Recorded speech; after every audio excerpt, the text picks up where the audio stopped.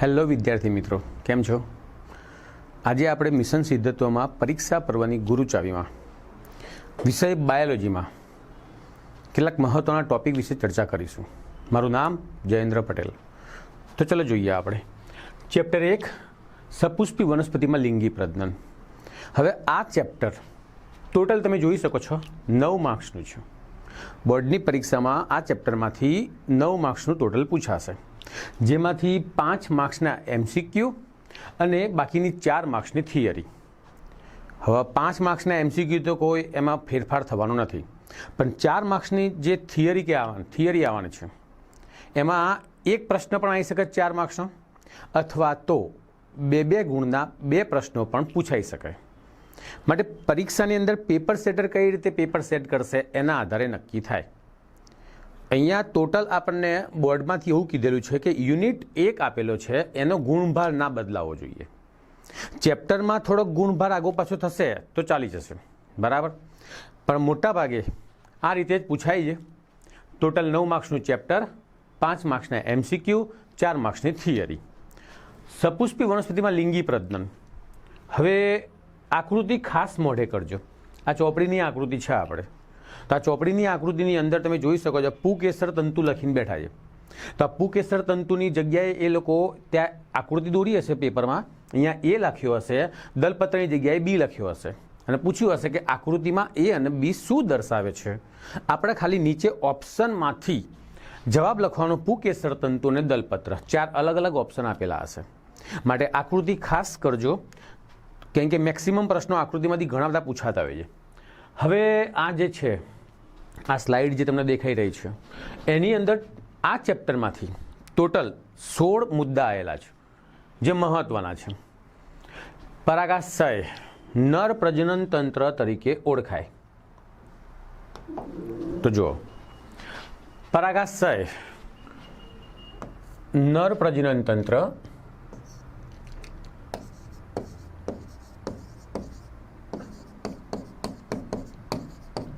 ભાગ આવું કહી શકાય, જે પરાગરજના નિર્માણ માટે જવાબદાર છે. પરાગાશય આ રીતે આવું જોવા મળે. જો એને આપણે વચ્ચેથી કટ કરી દઈએ, મતલબ કે સૌથી બહારના ભાગેથી તમે જોઈ શકો છો દ્વિકોટરીય, દરેક કોટરની અંદર 2 ખંડો આવેલા હોય. મતલબ કે આને આપણે વચ્ચેથી આમ કટ કર્યું, આડું કર્યું, તો એની અંદર અહીંયા આ રીતે આવા 2 કોટરો દેખાય, એટલે ચતુષ્ખંડીય કહેવાય. જો એને વચ્ચેથી તોડી કાઢીએ આપણે તો આવી રીતે દરેક કોટરમાં 2 ખંડો, એટલે ચતુષ્કોટરીય કહેવાય, ચતુષ્ખંડીય કહેવાય. ઓકે, પછી એની અંદર આવેલી લઘુ બીજાણુ ધાની. તો દરેક ખંડની અંદર એક લઘુ બીજાણુ ધાની આવેલી હોય, એક અહીંયા આવેલી હોય, એક અહીંયા આપી હોય, એક અહીંયા અને એક અહીંયા, ટોટલ કેટલી થઈ ગઈ? 4, બરાબર. તો આ લઘુ બીજાણુ ધાની જે હશે એની અંદર 4 દિવાલીય સ્તરોની રચના જોવા મળે. 4 દિવાલીય સ્તરો હોય. સૌથી બહારના ભાગે કયું આવતું હશે? તો કે અધિસ્તર. એની અંદરના ભાગે, અધિસ્તરની સૌથી અંદરના ભાગે તંતુમય સ્તર, સ્ફોટી સ્તર, એન્ડોથેસિયમ તરીકે ઓળખાય, અને સૌથી અંદરના ભાગે પોષક સ્તર. આ રીતે જોવા મળશે. હવે એમાંથી ઉત્પન્ન થાય લઘુ બીજાણુ. લઘુ બીજાણુને પરાગરજ પણ કહેવાય, પરાગરજ તરીકે પણ ઓળખાય. તો પરાગરજ નિર્માણ થવાની ક્રિયા, લઘુ બીજાણુ બનવાની ક્રિયા, એને લઘુ બીજાણુ જનન કહેવાય. હવે આ 2 ગુણનો પ્રશ્ન પૂછાય, આ પણ 2 ગુણમાં પૂછાય, બરાબર. પરાગરજ નર જન્યુજનકનું પ્રતિનિધિત્વ કરે. પરાગરજનો આકાર આપણે ભણી ગયા કે નોર્મલી ગોળાકાર હોય, પરંતુ લંબગોળ પણ હોઈ શકે, ખરબચડો પણ હોઈ શકે, કંટકીય પણ હોઈ શકે, પણ સામાન્ય રીતે ગોળાકાર હોય. 25 થી 50 માઇક્રોમીટર એનું કદ જોવા મળે. સામાન્ય રીતે 25 થી 50 માઇક્રોમીટર માટે નરી આંખે તો ના જોઈ શકીએ, માઇક્રોસ્કોપમાં જોઈ શકીએ આપણે એને. 2 પ્રકારના આવરણો ધરાવે, સ્પોરોપોલોનિન સૌથી બહારનું સ્તર, અને અંદરના સ્તરની વાત કરીએ તો એ પેક્ટિનનું બનેલું હોય, બરાબર. અંતઃસ્તર તરીકે ઓળખાય. સ્પોરોપોલોનિન એક મજબૂત દ્રવ્ય છે જે એસિડ, બેઝ, ઉત્સેચકો વગેરે સામે પરાગરજનું રક્ષણ કરે. એટલે કે પરાગરજની અંદર આવેલા જે કોષો હોય એનું રક્ષણ કરવાનું કામ કરે. બરાબર. પરાગરજ આપણે કીધું ગોળાકાર છે, તો આ રીતે કીધું. આવા 2 સ્તરો ધરાવે. બહારનું સ્તર જે કીધું સ્પોરોપોલેનિન, અંદરનું જે આવતું હતું એ પેક્ટિનનું. હવે બહારના સ્તરની અંદર કેટલીક જગ્યાએ અહીંયા છિદ્ર આવેલા હોય આ રીતે. આવા છિદ્રો આવેલા હોય તો એ છિદ્રોના જનન છિદ્રો કહેવાય, જેમાંથી પરાગનલિકાનો વિકાસ થતો હશે. ઓકે, તો આ સામાન્ય રીતે પરાગરજની માહિતી મેં આપી. પછી તમને સ્ત્રી કેસર આપ્યું છે. હવે કેટલીક તમને હું બીજી સ્લાઇડ બતાવું તો જુઓ, આની અંદર પણ કેટલીક આકૃતિ આપેલી છે અને આકૃતિ મેં તમને કીધું પહેલાં જ, મોઢે કરી નાખજો. હવે આ આકૃતિમાં હમણાં મેં પેલી આકૃતિ દોરી હતી એ પ્રમાણે આ પરાગાશય, આની અંદર 1 2 3 4 કોટરો, જેના પરાગ કોટરો કહેવાય, એ પરાગરજથી ભરાઈ જાય. આ સ્ફોટન રેખાથી ફાટી જાય એટલે પરાગરજ બધી મુક્ત થાય. અને આ દંડો, આ દંડ કહેવાય પરાગ પુકેસર તંતુ. આ જે આકૃતિ એ ખાસ તૈયાર કરી નાખવાની, જે નામ જ્યાં લખ્યા છે એ જોઈ લેવાના. આ જે ટૂંકમાં આપ્યું તમને એ લઘુ બીજાણુધાની છે એની માહિતી આપેલી છે. એની દિવાલીય સ્તરો આપેલા છે: અધિસ્તર, સ્ફોટી સ્તર, મધ્ય સ્તર, સૌથી અંદરના ભાગે પોષક સ્તર. સૌથી અંદરના ભાગે જે આવશે બીજાણુજનક પેશીના કોષો આવશે.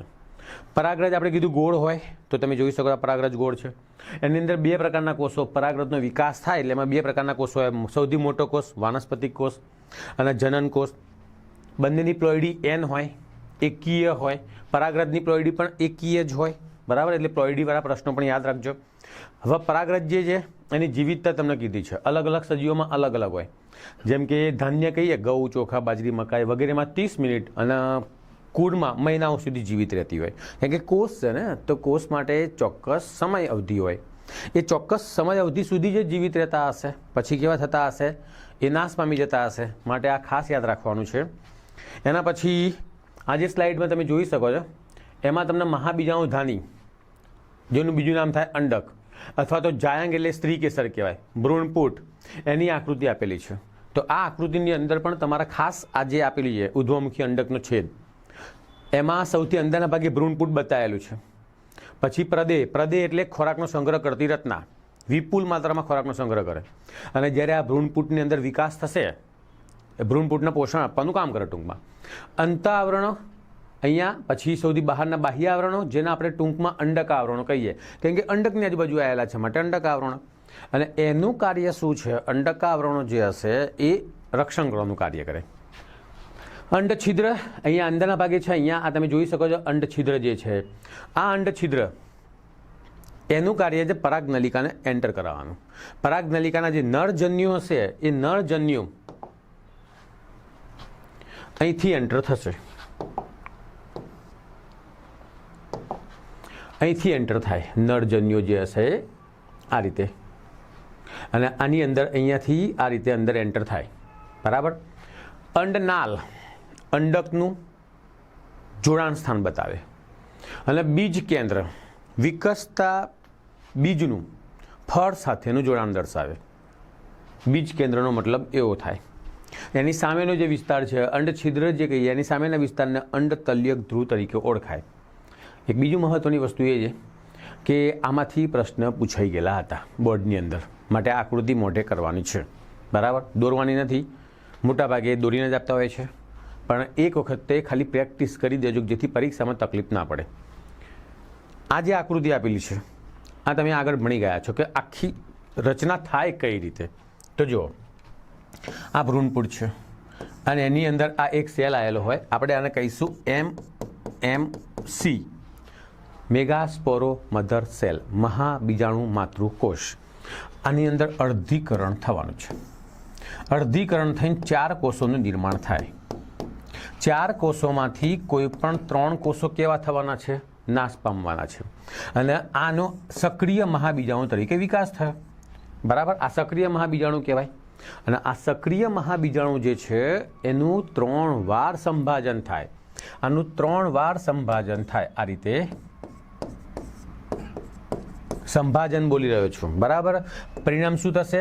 જો, એક વાર સંભાજન થાય એટલે 2 કોષો બન્યા, બીજી વાર સંભાજન થાય એટલે 4 કોષો બનશે, ત્રીજી વાર સંભાજન થઈને 8 કોષો બનશે. તો અહીંયા 1 2 3 4, 1 2 3 4. હવે આ 4 જે કોષ કેન્દ્ર છે એનું ગોઠવણી થાય.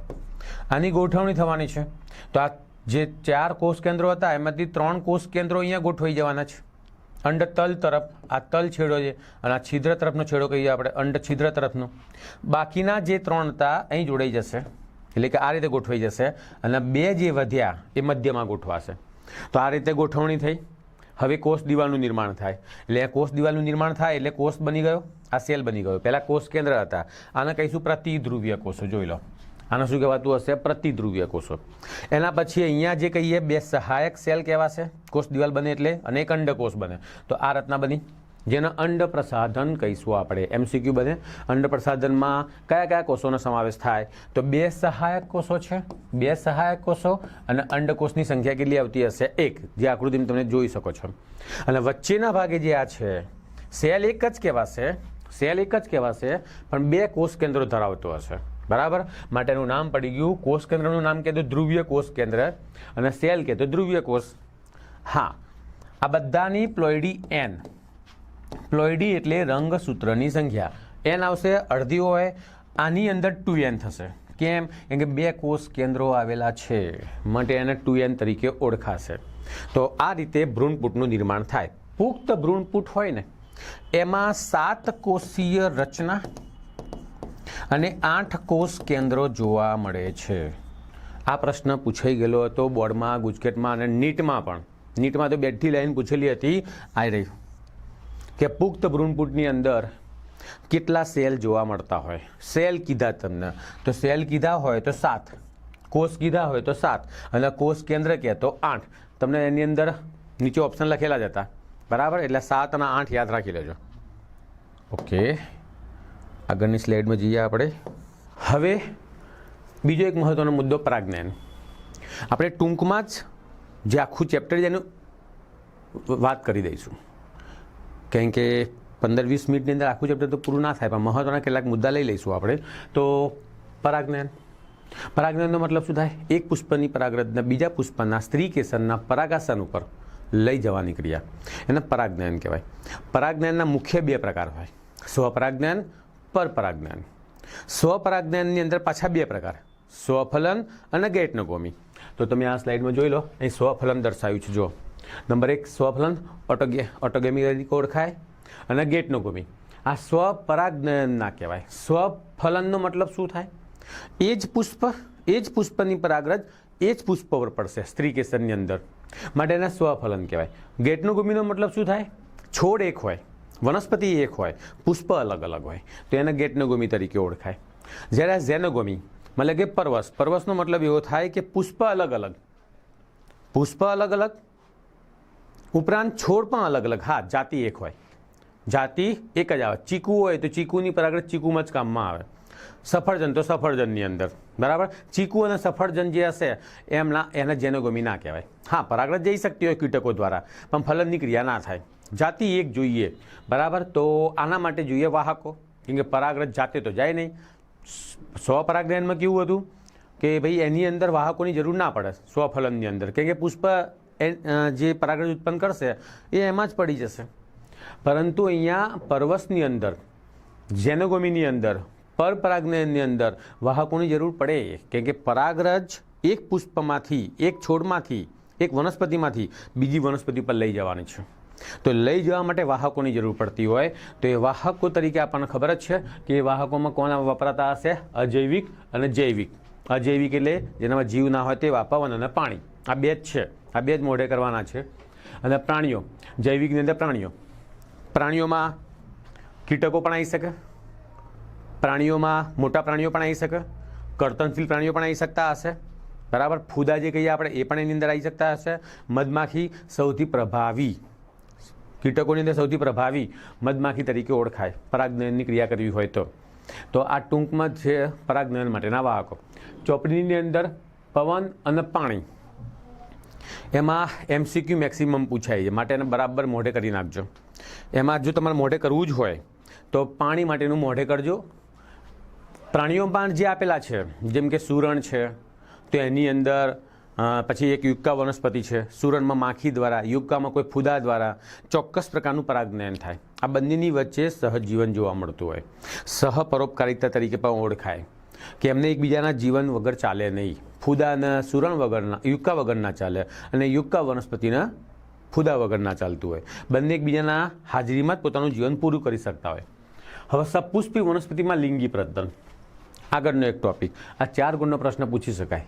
બાહ્ય સંવર્ધન પ્રયુક્તિઓ, અને આ પ્રશ્ન પૂછેલો હતો બોર્ડમાં. બરાબર. બાહ્ય સંવર્ધન પ્રયુક્તિ એટલે શું? બાહ્ય સંવર્ધન પ્રયુક્તિ એટલે સતત સ્વફલન થાય વનસ્પતિમાં, એની જ પરાગરજ એની અંદર જ આયા કરશે. તો શું થશે? ખરાબ જનીનોનો ભરાવો. એવું જરૂરી થોડું કે દર વખતે સારા જનીનો જ આવતા હશે. આગળની વનસ્પતિઓમાં સંતતિઓની અંદર કેટલીક વાર ખરાબ જનીનો પણ આવતા હશે. અને જો ખરાબ જનીનો ભરાવો થયો તેને કહેવાય અંતઃસંવર્ધન દબાણ. અંતઃસંવર્ધન દબાણ, જો આ શબ્દ દેખાય તમને અહીંયા. અંતઃસંવર્ધન દબાણનો મતલબ શું થાય? ખરાબ જનીનોનો ભરાવો. એનાથી શું થયું? વનસ્પતિનું નુકસાન થયું. વનસ્પતિનું શું નુકસાન થાય? જે સારા લક્ષણો હશે એ આગળની પેઢીમાં જશે જ નહીં, એટલે ઉત્પાદન ઘટી જાય, કાં તો પછી વનસ્પતિનું આયુષ્ય ઘટી જાય. તો આ ખરાબ જનીનો ભરાવાથી થયું. તો આપણે શું કરવું છે? કેટલીક વનસ્પતિ શું કરતી હશે? આને અટકાવવા માટે અલગ અલગ પ્રકારની પ્રવૃત્તિઓ ઉત્પન્ન કરતી હોય. એટલે કે સ્વપરાગનયનને અટકાવવા માટે અને પરપરાગનયનને ઉત્તેજિત કરવા માટેની કેટલીક પ્રવૃત્તિઓ આપી છે. જેમ કે કેટલીક વનસ્પતિઓની અંદર પરાગરજની મુક્તિ અને પરાગાશનની ગ્રહણ ક્ષમતાનો તાળમેળ ના હોય, મતલબ કે બંને સાથે પરિપક્વ ના થાય. કેટલીક વનસ્પતિઓમાં કેવું થાય? પુંકેસર વહેલું પરિપક્વ થઈ જાય, સ્ત્રી કેસર પછી પરિપક્વ થાય. કેટલીકમાં ઊંધું હોય, સ્ત્રી કેસર વહેલું પરિપક્વ થઈ જાય, તો કેટલીકની અંદર કેવું થતું હશે? પુંકેસર પછીથી સ્ત્રી કેસર પછી પરિપક્વ થાય. આનો મતલબ શું થયો? બંને સાથે સાથે જો મોટા થતા હોય તો સ્વફલનની કે સ્વપરાગનયનની શક્યતા વધી જાય, પણ એ બંને અલગ અલગ સમયમાં પરિપક્વ થાય. એક આ રીત હતી. બીજી રીત કઈ આપી છે? સ્વ અસંગતતા, જે તમને એ બતાવી છે. સ્વ અસંગતતાનો મતલબ શું થાય? કેટલીક વાર એની જ પરાગરજ એ સ્ત્રી કેસરના પરાગાશન ઉપર આવી જશે, તો એ વખતે શું થશે?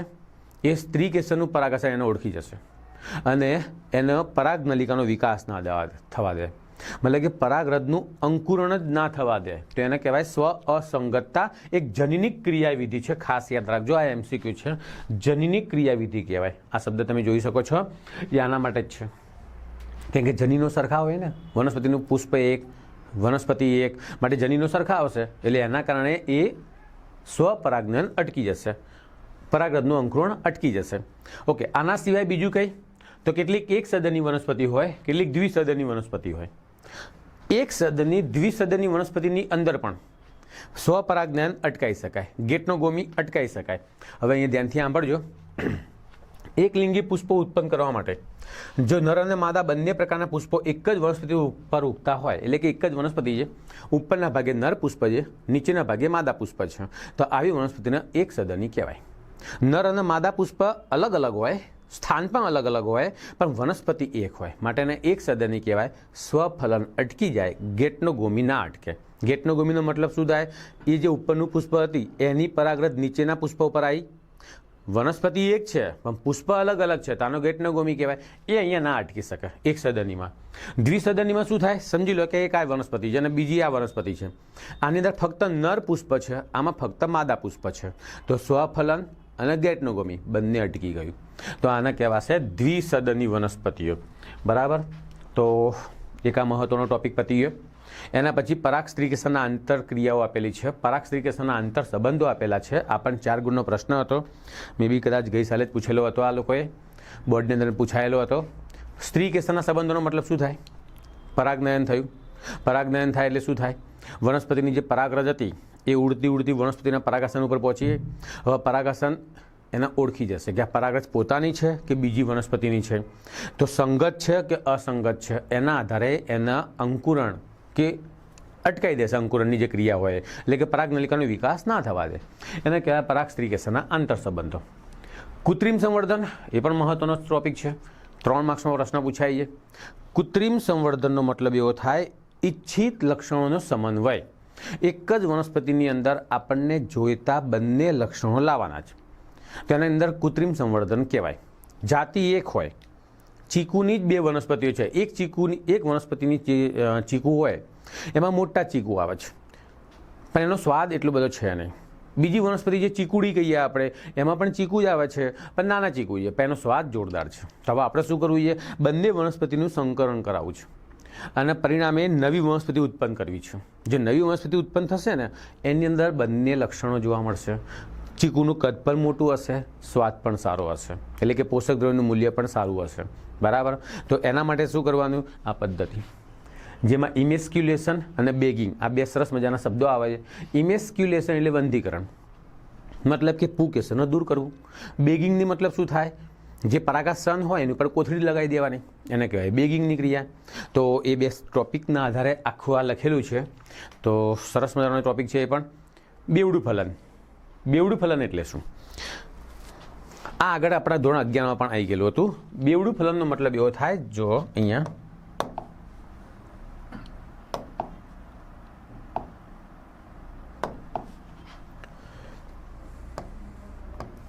આ સ્ત્રી કેસર અને આ આઈ પરાગરજ. અહીંયા અંડક આવેલું છે. બરાબર. અહીંથી પરાગનલિકાનો વિકાસ થયો. આમ હવે આ પરાગનલિકાની અંદર આપણે ભણી ગયા હતા કે ભાઈ નરજન્યુ આવેલા હોય. તો અહીંયા બે નરજન્યુ આવેલા છે જે પરાગનલિકામાં ઉતરતા જાય. અને અહીંયા આપણે ભ્રૂણપૂટ આવેલું હતું. પ્રતિધ્રુવીય કોષો, દ્વિકીય કોષ કેન્દ્રો, એક અંડકોષ, બે સહાયક કોષો, આવું હતું. હવે હું તમને અહીંયા ઝૂમ કરીને બતાવું.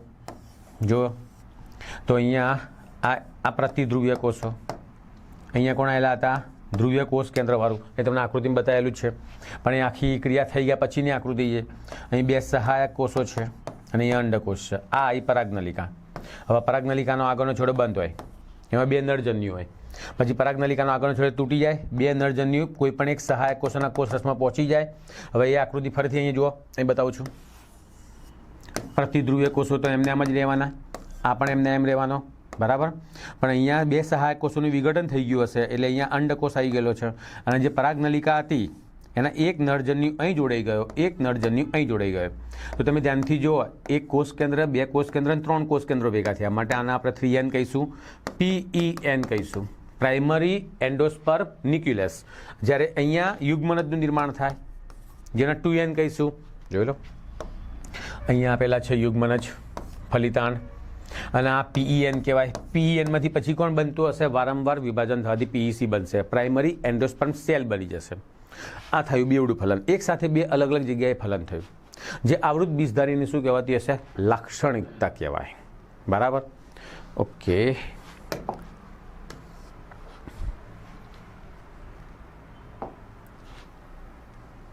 હવે તમને કદાચ બ્લેક કલરે છે એટલે ઓછું દેખાતું હશે, પણ તો બી હું તમને બતાવી દઉં છું.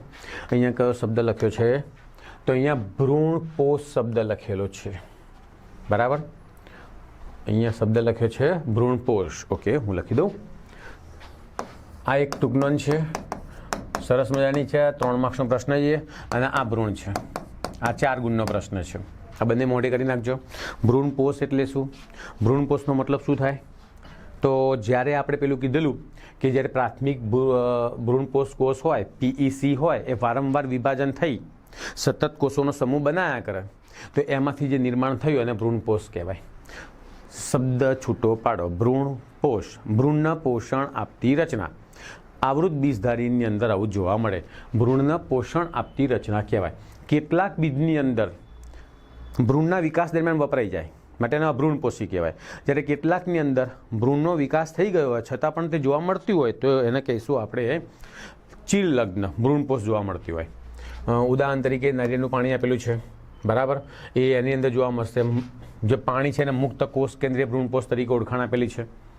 ભ્રૂણપોષ સંપૂર્ણ રીતે વપરાઈ જાય કેટલીક વાર તો દ્વિદળી વનસ્પતિઓ, બધી દ્વિદળી વનસ્પતિની અંદર શું થતું હશે? ભ્રૂણપોષ વપરાઈ જાય. દિવેલા અને નાળિયેરમાં ભ્રૂણપોષ લાંબો સમય રહે. ભ્રૂણપોષનું કાર્ય શું? વિકસતા ભ્રૂણને પોષણ આપવાનું. ભ્રૂણ શું છે? ભ્રૂણનો વિકાસ એ અંડછિદ્રની નજીક રહેલા યુગ્મનજમાંથી થાય. જે અહીંયા આપણે આવી આકૃતિ દોરી હતી તો અહીંયા જે યુગ્મનજ આવ્યું હતું, બસ આ 2N જે હતા એમાંથી ભ્રૂણ બને.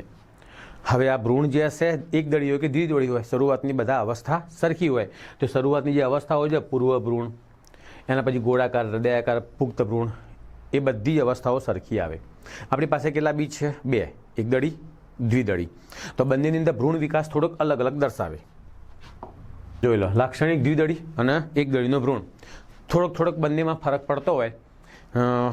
મૂળ પ્રકાંડ પર્ણ મુખ્ય આવી રીતે જો વનસ્પતિમાં મૂળનો વિકાસ સમજી જાય તો કે મૂલાગ્રમાંથી, પ્રકાંડનો વિકાસ સમજી થાય પરોહાગ્રમાંથી, એવી રીતે એક દડીની અંદર એક શબ્દ આપેલા છે ભ્રૂણાગ્ર ચોલ, ભ્રૂણમૂળ ચોલ એટલે કે ભ્રૂણમૂળને રક્ષણ આપતી રચનાઓ, પરોહાગ્રહ રક્ષણ આપતી રચનાઓ, ઉપરાક્ષ, અધ્રાક્ષ. ઉપરાક્ષનો મતલબ એવો થાય કે જેમાંથી પરોહાગ્ર બનતું હોય, અધ્રાક્ષનો મતલબ એવો થાય કે જેમાંથી મૂળ તંત્રનો વિકાસ થતો હોય. તે શબ્દો ખાસ બરાબર જોઈ લેજો.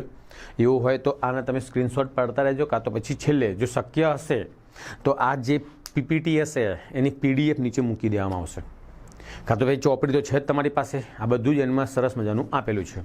બરાબર. છેલ્લે આપ્યું છે બીજ. આમાંથી મોટા ભાગે એમસીક્યુ પૂછાય છે. બીજ આવૃત બીજધારીની અંતિમ નિપજ. આવૃત હોય કે અનાવૃત હોય, બધામાં બીજ તો બનવાની જ છે, માટે એની એક અંતિમ નિપજ કહેવાય. લિંગી પ્રજનનના અંતે બનતી રચના. ઓકે. હવે આ બીજ છે ને હમણાં જ બોલી ગયા જે પ્રકારના હોય અભ્રૂણપોષી, ભ્રૂણપોષી, અભ્રૂણપોષી જેમાં ભ્રૂણ ના હોય, ભ્રૂણપોષી જેમાં ભ્રૂણ હોય, આલ્બ્યુમિન યુક્ત, આલ્બ્યુમિન વિહીન, નોન આલ્બ્યુમિન યુક્ત. આવા શબ્દો લખેલા છે. સૌથી મોસ્ટ ટાઈમ પ્રશ્ન તમારે જોવો હોય તો અહીંયા લખેલો છે, જે યલો રંગે તમને દેખાતો હશે, કાળા મરી અને બીટમાં પ્રદેહનો કેટલોક ભાગ વપરાયા વગર રહેતો હોય તો એને કહેવાય બીજ દેશેષ. કેટલી વાર પ્રશ્ન પૂછેલો છે અમને. બરાબર. બીજમાં ભલે આપણે શુષ્ક દેખાય પણ પાણીની માત્રા પણ આપેલી છે કૌંસની અંદર. કૌંસવાળું બધી વસ્તુ વાંચવાની. બરાબર. તો આ બધું એકવાર જોઈ લેજો. પછી એની માટે જોઈએ ભેજ, ઓક્સિજન. અહીંયા ઓક્સિજન લખેલો છે O2 અને સાનુકૂળ તાપમાન. જે બીજ હતે આગળ જતા આ બીજ જે હશે અંડકમાંથી બન્યું અને બીજા શેમાંથી ફળનું નિર્માણ થઈ જતું હશે, તો આ વાક્ય યાદ રાખી લેજો. ઓકે. હવે ફળ હતું તો ફલાવરણ હોય, ફળની ઉપરનું આવરણ જેને ફલાવરણ કહીશું આપણે. કેટલાક બીજ કેવા હશે? શુષ્ક બીજ હોય. કેટલાક બીજ કેવા હશે? માસલ હશે. માસલ એટલે જેમાં રસ નીકળી શકે તેઓ, જેમ કે જામફળ, નારંગી, કેરી. શુષ્ક બીજના નામ આપેલા જો મગફળી, રાઈ. તો આ એક એક વખત ધ્યાનથી ચોપડી વાંચી લેજો. એમસીક્યુમાં બહુ જ મહત્વની વસ્તુ કામમાં આવી જશે. ચલો હવે આગળ જઈએ. 1 મિનિટ.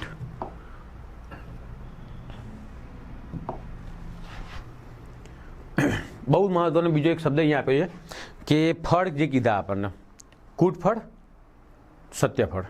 સત્યફળ એટલે ફક્ત બીજાશયમાંથી બનતું હોય. કૂટફળ એટલે જેમાં બીજાશય તો હોય પણ બીજાશય સિવાય બીજા પુષ્પના અન્ય ભાગો હોય, પુષ્પાસન, પુષ્પાક્ષ. એના આધારે પણ કૂટફળ નક્કી થાય.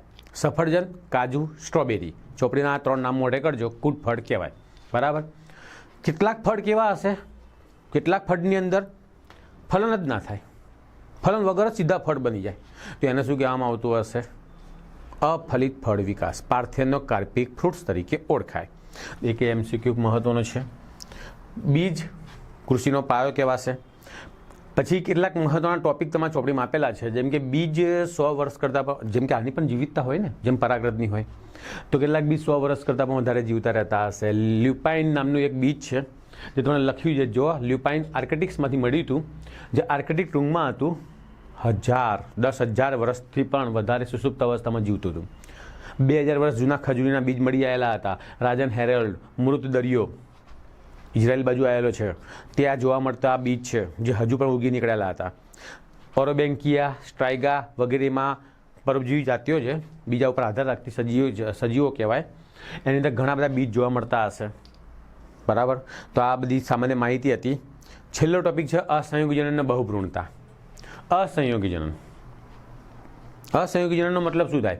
તો તમને લખ્યું છે જો કેટલીક વનસ્પતિ શું કરશે, જેમ કે ઘાસ હોય, એસ્ટેરેસી હોય, એમાં શું થાય? ફલન વગર બીજનું નિર્માણ થાય. આ તમે જે યલો લાઈન દેખાય છે એ ખાસ મહત્વની છે. એના અનિર્ભેળતા અસંયોગી જનન કહેવાય.